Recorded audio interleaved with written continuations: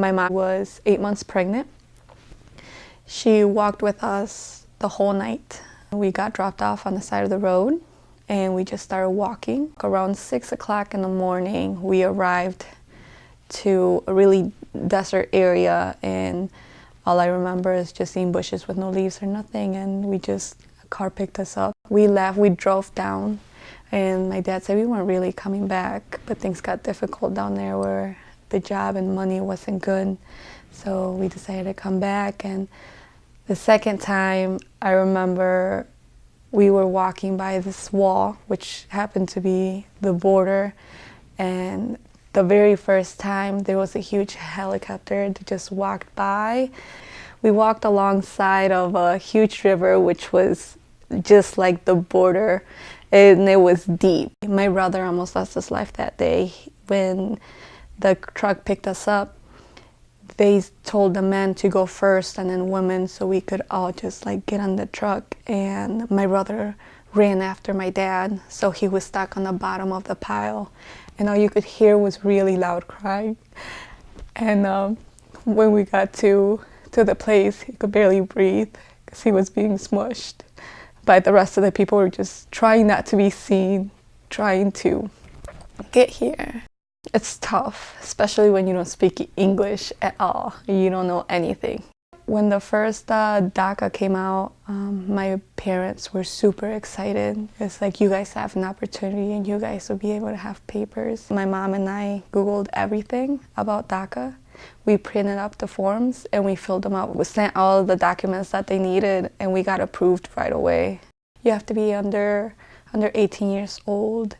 You have to have proof that you are going to school and that you're actually doing something for yourself. Being a dreamer definitely helped. Driver's license, work permit, and being able to be accepted in school, those are really important for us. Trump is really affecting not just dreamers, but a lot of people that trying to get their documents in here. I don't see anything good happening to those who either trying to renew their DREAM Act or trying to just come into the country. It's causing more pain than good, even to the ones who already had it and are denied for the third or fourth time. People feel like they're not wanted. Since October 26th, 2015, I was picked up by immigration. They knocked on my door in the morning. As soon as I opened, the officer said my name and told me that he had a warrant for my arrest. He asked me for all my documents. I had applied for a Visa U, which I went through domestic violence a couple times. They came and picked me up the 26th. My DACA expired the 24th. So 2 days after it expired, they came in, the officers walked me out. There was an officer in front of me, one behind me, one on my right and one on my left. They took me to Detroit to ISIS, took my fingerprints. They handcuffed my arms. They did a chain around my neck and they chained my legs. My case is on hold. I've been on hold for 2 years since I got arrested. My case is very difficult. I already have permits. I have 4 permits waiting to be approved, which is work permit. I have another DACA. I have a Visa U, and I have an EOIR that I'm waiting to get approved. And Trump holding the government, shutting it down, is making this process go even longer. My final hearing is in August in 2020, which is next year. That day, I am going to be told if I get to stay in this country and have my documents, or if I am going to be sent back. And anything can happen. It can be really, really scary, but I have to stay strong. I have to stay strong, not just for myself, but for my little girl. I don't know exactly what's going to happen. I have built here so much already. All I want is to know. I don't like thinking one day I'm here, one day I could be there.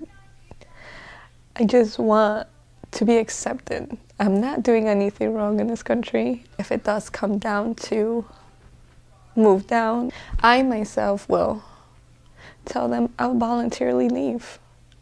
Give me a few days, I'll grab my stuff and I'll leave.